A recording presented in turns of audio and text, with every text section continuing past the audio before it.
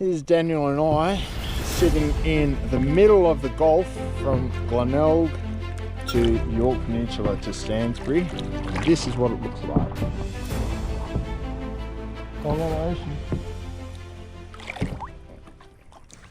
Good morning. I just woke up. It's 3 a.m.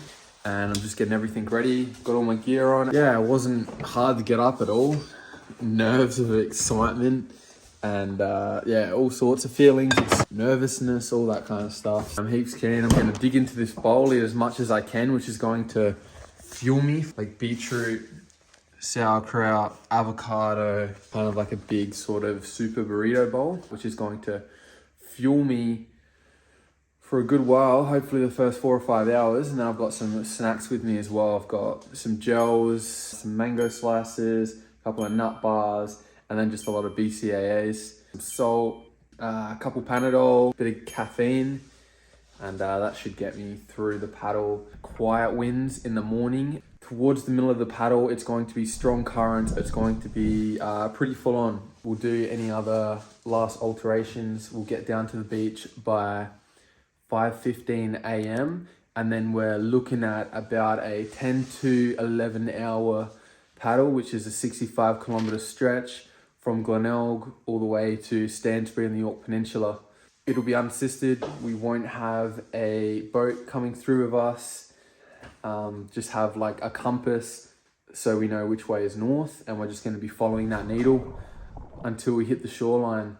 Huge fear of deep ocean sharks, and so that's a big thing that I've had to overcome on this trip.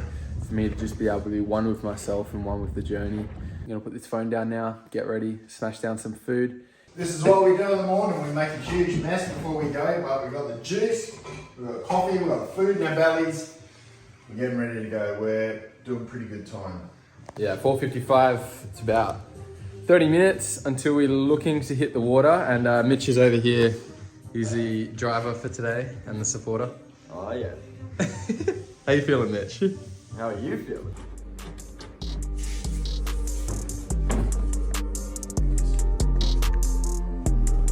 No warm-up needed, just get straight into the paddle. Yeah, I never really warm up to sort of paddle. I guess you just get loose as you're paddling, hey? Yeah. Because you kind of start off slow and, you know. Whereas, you know, with the paddle, if you have that self-belief, then it's like, you feel a little bit more confident that you can do it. That's like everything out there. How about you, Damien? How are you feeling? Look, I'm feeling good about it. It's definitely time for us to go. We couldn't go last time because of the conditions. Conditions are a lot better today. This is less about training to do a sport. This is taking on Mother Nature and working with her and having a connection to yourself and spiritually. Something that you don't get on land when you do land events. Being out in the open ocean, there's no way to ground yourself other than working within and just taking whatever comes at you. Your thoughts just keep on going because there's no barriers. There's no past and there's no future. There's just right at that present moment. When you're out in the middle of the ocean, you can't see any land as well. We've trained to look after ourselves and to look after each other as well, just in case something does happen. Like Daniel said, we have no idea what's going to happen when we paddle out there. All we know is getting in our boats, we set our intentions, we know our purpose, start paddling in the ocean. We get to the other side, we feel fucking amazing. This is what we do. It's not a sport, this is just our life, and this is what we do, and this is what we want to share with everyone. Is there a reason to why you do events like this? Is there different purposes for both of you? You've probably got different reasons as to why you do hard stuff like this. Things come up, like this came up. Jamie and I were having a chat about doing this event, and it's just a feeling within me that you just got to say yes to it. And yeah, I can't explain what that feeling is, for lack of better words. It's like follow your heart or follow your inner wisdom. The reason I want to do this event is mostly just to inspire courage to face whatever scares you. My biggest fear in my life had always been the deep ocean and sharks and all of that. So if I can inspire people to just have a tough conversation or to apply for a new role at work or to make hard decisions in life, then I've done my job in helping other people. And that's what I want to do. I want to inspire people to be courageous in their own life and to face their own fears and to overcome obstacles in their own life. And I think, yeah, for myself, it's like a soul-searching journey to see what I'm made of, to see why I'm here, and it just feels right. I'll do what no one else has done, so other people will do what I'll never do. You know, and that just means that I raise a new standard of what's possible in life for people to do for the next generation. So this one in itself, this is super special to me, and it's a little bit emotional actually, because this is like passing on to Daniel to go forth. And you know, this guy's got an incredible future and career and everything ahead of him doing this, and he's doing it for the right reasons and the right purpose. And you know, I'm so honored to watch him grow as a man through the training to lead up to this position. And like you said, you know, there's very few people, I come across them all the time that talk the talk, but very, very few actually get in and do it. Now, Daniel's the only one, and I've been doing this for 10 years solidly, having people all over the world telling me that they're going to do this. He's the only one that's stepped up to it, you know, so that's a big call, you know, and I think most men need to do this, you know, they need to test and challenge themselves. They need to know that they can protect and provide for themselves and for those around them. And the only way to do that is continually test and challenge yourself, purposely put yourself in uncomfortable situations to be able to get through it, because we're about to go 9.5 hours across the ocean with no support. We have no idea what's going to happen to us. But when we get through the other side, our lives will change. Daniel's life will change forever. You know, and it might not be you get to the other side, wow, my life feels different, but you just handle yourself different. And when shit does come up, because it always does for everyone, you just get through it quicker. And this is what it is to be a masculine man. And you know, fuck, the ocean, you know, and it's just take it on and do what you need to do and step into your divine and fucking just enjoy everything that's going on, these moments that you do not experience on land. You know, we're out there doing it for ourselves. There's no one at the back of our boards and boats like kicking their feet along. There's no motors underneath. There's just us and our determination. Yeah, there was one time I called Damien. I'm like, man, I'm just gonna be open. I'm feeling fucking hell shit today, like really shit. And then he was saying like, you don't have to do this. There was never a part of me that doesn't want to do this though. Even though some nights I can't get to sleep, even though there's been times where, like at the dinner table, I felt like I couldn't breathe because I was just so scared within myself. This whole time, there's still this other part of me or this other voice or this other thing inside of me that's like, this is what you need to do. This is what you're going to do. And it's going to be cool. It's going to be fine. And I think the reason for that is just like self-belief. I think it all just comes down to believing in yourself, because if you don't believe in yourself, you would never do this, because you don't believe you can make it. So I think if you're going to attempt anything, it's because underlyingly you believe in yourself. Because I've been battling self-doubt my whole life, but I think on a deeper level, I've always believed in myself, and I think that's the biggest thing. You know, like we do posts and everything, we share how we train to get up to it, and like I was saying to Daniel, once we start paddling, this is our time. This is for us. We share before and we share after, but we're in the moment, that's us. This is our time to take this on and really connect with ourselves in such a spiritual and incredible way. You know, like I said, there's nothing like it, and I'm so happy to be back in the ocean. You know, being able to share this experience. Most of my events I do by myself, you know, so this is going to be amazing to share these words and these talks with someone as well, you know, on this level, because it can be a lonely time as well when you do all these events, because people go, oh yeah, but they don't truly understand, you know, and most people will think, oh yeah, you know, I've done an ultra marathon, or I've done this, I've done that. You know, there's risks involved with this. You know, let's not fuck around. You know, this isn't our land out there. There's big creatures out there, and we don't know what's going to happen along the way at all.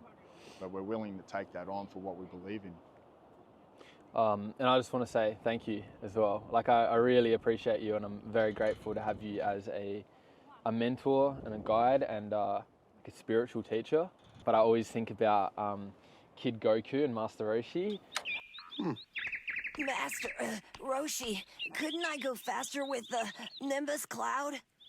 Would that challenge your abilities, Goku? I guess not. They just do like crazy shit, and Master Roshi gets them walking across like cliff edges with logs and stuff. And I just feel like the journey I've come on with you with first approaching you, saying, I feel like I'm getting a little bit out of shape. I ran a marathon once, but I don't think I'd be able to do that today. And you said, well, if you want to run a marathon, just go fucking run a marathon. You don't have to train for it. And then I talked about my fear of deep ocean and sharks, and you said, well, you know, go paddle on my board. And okay, so Damien's challenged me to overcome my fear of sharks in the ocean. So we originally agreed to paddleboard down to West Beach. I've never been on a paddleboard before. This morning we decided Henley, so I'm going a little bit further. Maybe twice as far, I'm not actually sure how long it will take. He says an hour to West Beach and a little longer, but I don't know, I feel like he's at a different level than me, so here we go. Do a 6 kilometre hand paddle, that'll do something for you. And then we step that up to 20 kilometres, and then I step that up to 106 Ultra in December. Well done, team. And now I've stepped that up to this event, and that's all because of you. Like, me as well, and accepting the challenge, but you know, I truly believe that in life we come across people and like mentors in our journey, and it's up to us whether we're ready to receive that.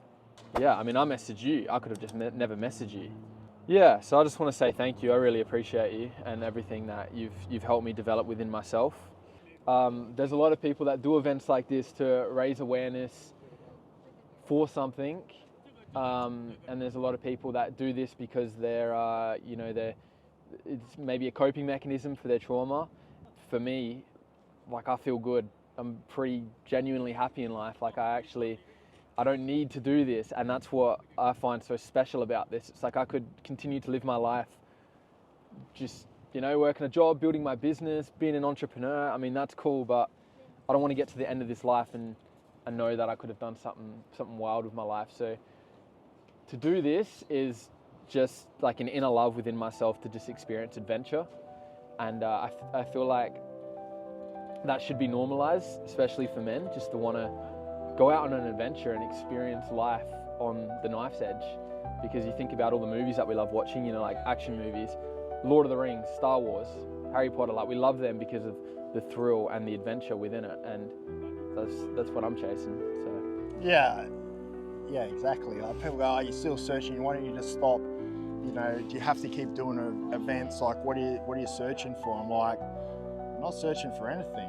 You know, this is just who I am. People have their calling, and people do what they do, and you know, we're seekers of life. We're seekers of adventure and experiences. That's what life's all about. That's all we can take with us, and that's all we can really share. It doesn't matter how much money you got or what your status is or how many followers you have or anything. It's about how much you experience life, how you can share that to the right people when they're ready to receive. 6 o'clock. Yeah, I know. I was thinking that one. It's going to be a bit bouncy on the side. See how the swell's coming in this way? Yep. So the swell will be pushing us this way. The wind's pushing us this way. So both of it is pushing this way, but the tide's going that way. Tide's going that way fast. So hopefully it should balance us out. It's funny, this morning when we got out, I was just like, what are these boats doing out here? And they're probably thinking, what are these guys doing out here?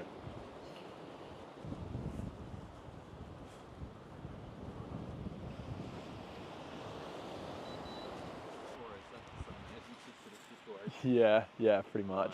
In case I get attacked by something.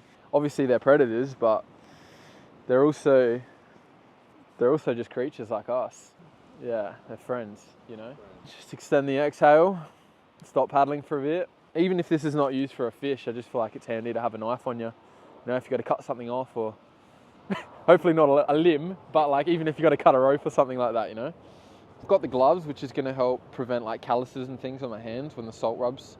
I've got my watch, which is set to open water, so that's going to clock the Ks. Looking at getting 65 kilometers, probably somewhere around the 10-hour mark, I would say. If it's quite flat most of the time, we probably, like, there's a chance we could smash it out in, you know, 8.5. Then I've got my phone in here, which is not on flight mode, it's switched on, so that'll be my GPS tracker on the Find My iPhone for Mitch and Naomi and a few people that have my Find My iPhone link. All my like gels and So I've got gels and bars, which is just like fuel. I've got a caffeine gel in here somewhere as well. Yeah, I got some snacks, got some bars, a couple Panadols as well, in case I'm hurting. Then I just got my gear. Yeah, I got this shark band bracelet here, which is like a magnetic deterrent for sharks. Obviously it only does so much, but better than not having it. Then I got all my wetsuit stuff by Shark Skin. Got the booties, the pants, a vest and a rashi. It's a little bit chilly now, but I know that it's going to be sunny, so this is probably going to be most equipped for that. And then I've got this, which is going to protect me from what is it called, wind rash, something like that. Yeah, and I can do that, which is killer. And it's going to protect me from getting sunburnt as well, which is great. Can just tuck that behind.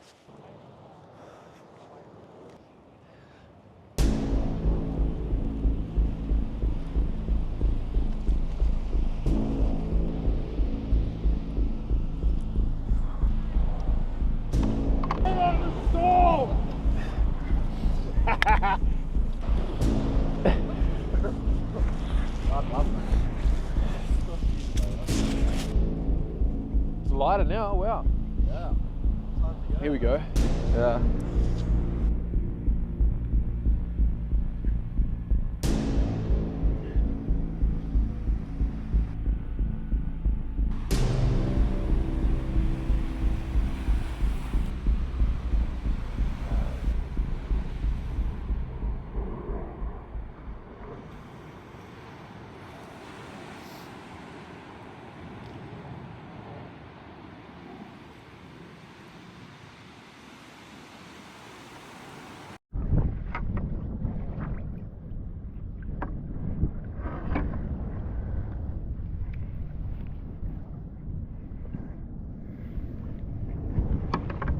Here we go, 1.5 k's out into it already. Beautiful sunrise behind us. Got another 62.5 to go. It's feeling pretty nice already out here. I mean, look at that sunrise.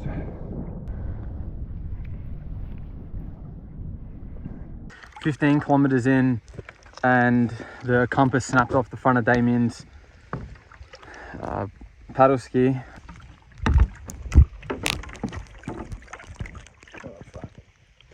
From 15 kilometers onwards, we've just been reading the waters, looking at the watch, and doing as much as we can to stay on track. Hip flexors are pretty fucked. It's really hard to sit upright, which means it's hard to balance, which means it's hard to stay on. By the time we were about 20 kilometers in, our core had been, you know, very well used up after about 4 hours of paddling non-stop and bracing that core, because if you can imagine just sitting on the ground on your bum with your legs directly on the ground and supporting your upper body, you're using a lot of hip flexor and core strength there. So for about 4 hours, we were using all of that up. And there was also a mental aspect as well, wondering whether or not we would make the distance before sunset and whether or not we'd have to paddle in the dark. We got to go 50 kilometers with no compass across the ocean where we can't see land. But I think we're getting there all right. Seems to be okay.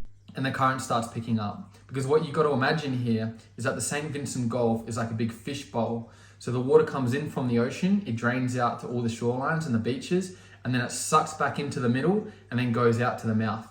So when you hit that middle, 20 to 15k stretch, you're battling against the undercurrent that's pushing out towards the mouth. And now it's like sort of no wind at the moment. It's probably about 3 knots, I guess. At the moment, swell's dropped. There's currents. I can feel that are pulling us out, and then the outgoing tide. So a few things have happened. It was really windy, choppy. We got pushed along though, which was pretty good. Then at the 15k mark, because I nearly got thrown out of the boat, my paddle smashed the front of the boat and it smashed the compass off. So we're kind of just been using the force and looking at the ocean and reading the ocean and going by my little Sunto watch as well. So we're sort of like, there's a little bit more to think about.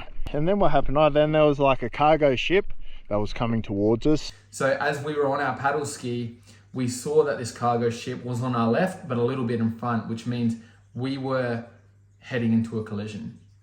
And so the only way to avoid that collision is to paddle non-stop through the current without rest and without break. And I remember just paddling and my hip flexors and my core just giving out. And I would sit up, paddle a few strokes, and then lean back because my core couldn't hold me anymore. And then paddle again, lean back. And the cargo ship just kept getting closer and closer. And it was directly on our left. So it was heading straight towards us. And there was a point where Damien was 10 to 20 meters in front of me. My core started giving out, and then I capsized overboard, and I was just, about 25 kilometers out to sea at this point in the middle of the ocean. And I just had one thought, and that was get back on your paddle ski and start paddling. And so luckily I jumped straight back on, first shot, got back on, started paddling, and took us about 30-40 minutes from there. And we finally got to a position where we could look back over our shoulder and see the cargo ship. We kind of had to like play Frogger a little bit and just like paddle for a few kilometers and not stop so the cargo ship didn't hit us. We were now in the middle of the Gulf, very fatigued, very sore, and making good time as well. We're about 5 to 6 hours, I think we were about 6 or 7 hours in by the time we reached the direct middle. Here's Daniel and I sitting in the middle of the Gulf from Glenelg to York Peninsula to Stansbury, and this is what it looks like. Got a lot of ocean.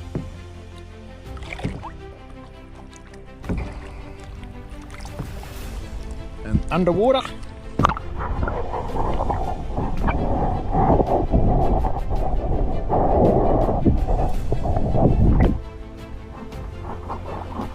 Pretty cool, eh?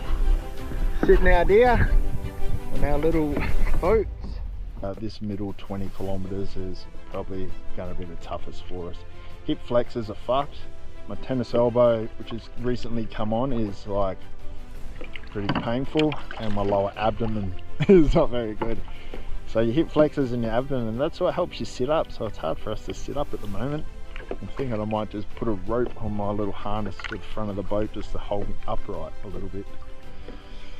So it's taken us about 5 hours to get to the center, so I figure we've got about 5 hours to go, maybe a little bit longer.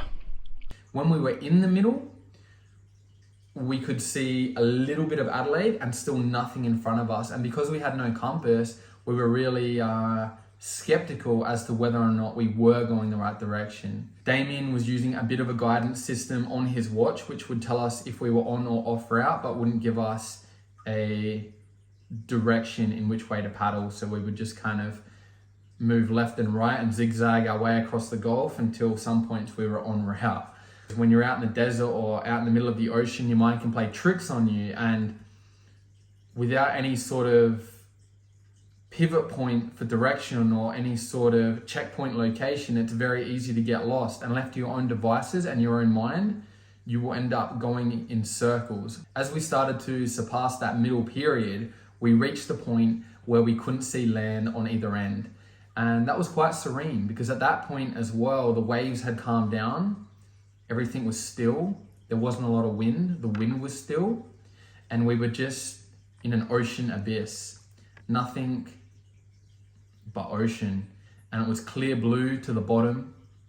There was no boats around, no animals around. And it was quiet.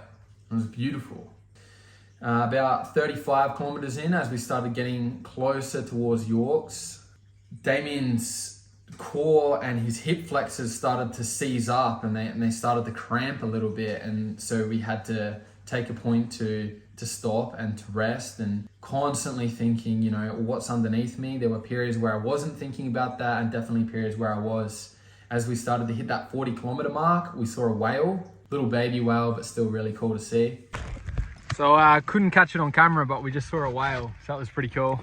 Just came up once over there, and Damien said, look, a whale, and then we didn't see it for a while, and then it popped up over on the left there. So that was really cool. It's probably, I don't know if that's the first time I've seen a whale in the wild, but definitely on a kayak in the middle of the ocean in the wild. So that was cool. Anyway, we're about, about 25 kilometers, 20 kilometers-ish away.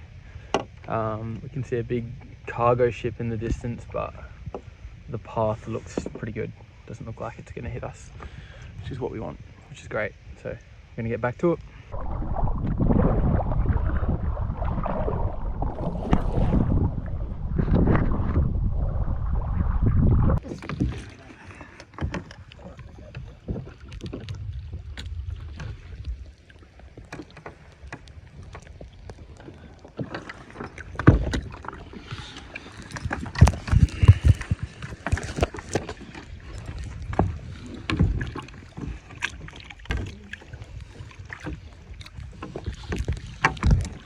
So we're 42 kilometers in. So we've essentially completed a marathon. We are 7 hours in as well. So 42 kilometers, 7 hours. Hip flexors and abdominal muscles are dying. So we're just resting at the moment, having a little bit of a stretch. Apart from that, I'm feeling all right though. I've been feeling quite good overall. There was a section in this paddle where I was like really struggling. Now I'm feeling quite good. I feel relatively calm as well, and there's been moments where it's been quite peaceful out here, especially when the water's smooth. Almost like a direct correlation. When the water's smooth, I felt quite calm, and then when the water gets rough, the emotions get high and all jumbled and whatever else. But I'm feeling good. This is quite an experience so far, and we can finally see land. It took us about 6.5 hours to see land. We couldn't see land until we were about 25 kilometers out.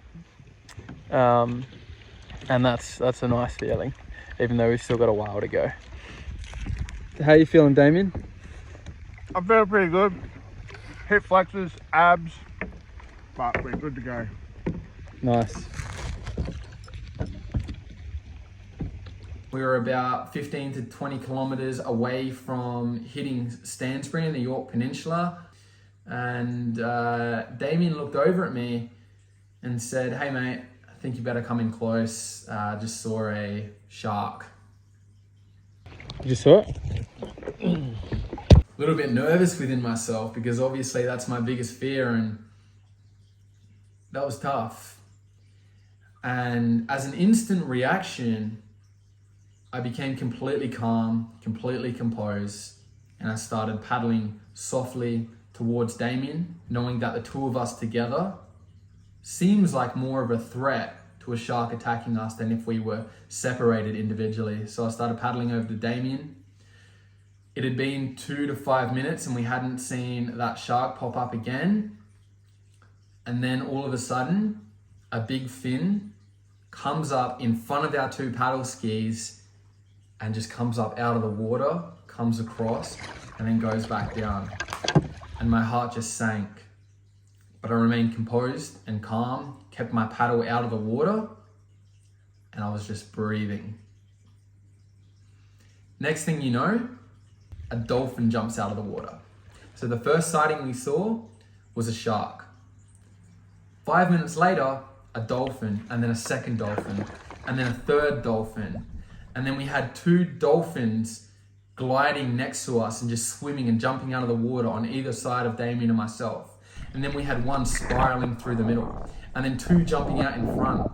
And so before we knew it, we had a pod of 7 to 8 dolphins just dancing and swimming with us for the next 3 to 5 kilometers. And it was quite incredible. It was amazing. And we got a couple of shots, but as soon as we got the camera out to film, they sort of lost interest and they got a little bit bored. They really enjoyed it when we were paddling with them, because that's when they had the most fun, and they just really enjoyed it. And later on I researched into this and found evidence that dolphins will often prevent shark attacks with humans, and when there are sharks, dolphins will actually protect humans. seeing that pod of dolphins was the safest I felt in the entire paddle. And it was almost as if this pod of dolphins was like a gift from the universe to protect us from the shark and create a safe passage for the next 2 to 5 kilometers as we started heading in closer to the other side. What we thought was 5 kilometers away from the shore was quite deceiving. We were actually 10 kilometers away from the shore. And the sun was starting to set because it had been about 11 hours now. And we were heading in towards sunset territory. Now this was breeding season for great white sharks. Great white sharks feed at sunset. And also the York Peninsula area there is a real hotspot for sharks. And then to add a fourth component, there was recently a shark attack in Stansbury when we went there. So all those 4 components added up individually and collectively, it was a very nervous section of the paddle. And it was near the end of the paddle. And in my mind, I just thought, okay, let's go, let's do this. I know you're sore, your core's given up, your mind's given up, everything's starting to give up and everything's starting to become sore, but this is where we work. And so Damien said, we got to keep paddling here. This is not where we want to stop because we don't want the weather and the waves to pick up and we don't want to be capsizing when there's sharks about. So we just started paddling non-stop for the shore and it just did not seem to be getting any closer. We just kept going and going and it was still so far away from the shore and we couldn't work it out. So we ended up paddling 70 kilometers, not 65. And that was because obviously we were zigzagging, we didn't have a compass, so we were making slight errors. But that last 5 kilometer stretch was really tough. We're just under 2 kilometers offshore and we're neither in Stansbury or Port Vincent. We're somewhere in the middle. It looks like a deserted little island with a little boat in front of it, which is pretty cool. Very fitting for finishing the race. How do you feel, Damien? Body's pretty trashed, stomach, my abs are just cramped up the whole time. Flexors are a little bit better, but yeah, you've got to expect that after 12 hours. I'd love to grab a roast chicken and a coffee right now, but oh yeah, we'll get one. Yeah, that sounds good. Yeah, it's Damien was saying it before, but it literally feels like we've been doing planks for 12 hours. Fuck! Alright, 2 kilometers to go, let's do this. We didn't end up at Stansbury. We ended up somewhere in the middle of Stansbury and a nearby town on the right. But about 2 kilometers offshore, I capsized because the waves started coming in. And they started coming in hard. And I just kept falling off, and I couldn't get back on. I'd get back on, I'd fall off again. And I fell off about 6 to 7 times, and I just got so angry within myself. And I just said, just get on the paddle ski. And I was so angry, and I was almost like, there is no way a shark is gonna take this away from me now. I've come this far, and I was just furious. And I got on the paddle ski, and I reckon for the next 1 kilometer, almost until I got to shore, I was just paddling so hard. Every time a wave would come and hit me from behind, I would just correct course, balance myself, and just keep going. And then I finally got to the shore. It was an absolute victorious moment for myself. Oh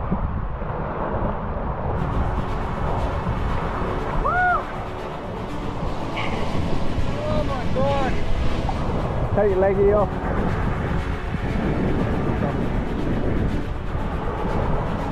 Take your leg right off.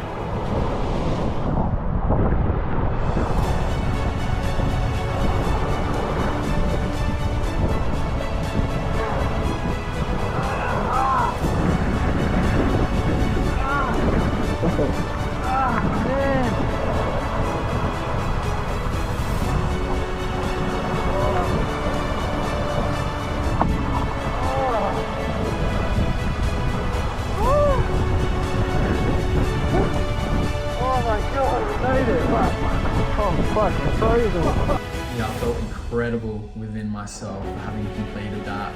I got out, my legs were shaking, I could barely stand, my hip flexors were screwed up, so I was in a bit of a hinged position because I couldn't fully straighten, and I was hobbling around. Damien was similar, and we were extremely cold. We were shivering, And to get to the point at which Mitch could pick us up from to get our paddle skis back into the car was to walk up a cliff and through a farmer's paddock. And while walking, we were stumbling. I collapsed one time, picked up the paddle ski again, and we just kept going. You know, when we finally got to the road, Mitch helped us halfway along. So we finished the paddle, 12 hours, 70 kilometers, just got changed. I feel so proud of myself and Damien for what we did today. To paddle across the St. Vincent Gulf, Glenelg to the York Peninsula, unassisted. And yeah, it's quite a magical feeling. So I basically felt like holding a plank for about 12 hours. Core, hip flexors were completely destroyed by the end. I fell off twice. Damien also fell off twice. One time because I T-boned him towards the end. And yeah, it was quite a surreal experience. When we got to the shoreline, we realized that there was no boat ramp and no car access. So we had to carry the boats about 500 meters to the road.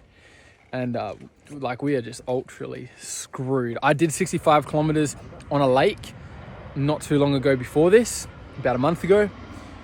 Man, this was completely different. I'm fried, my body is fucked.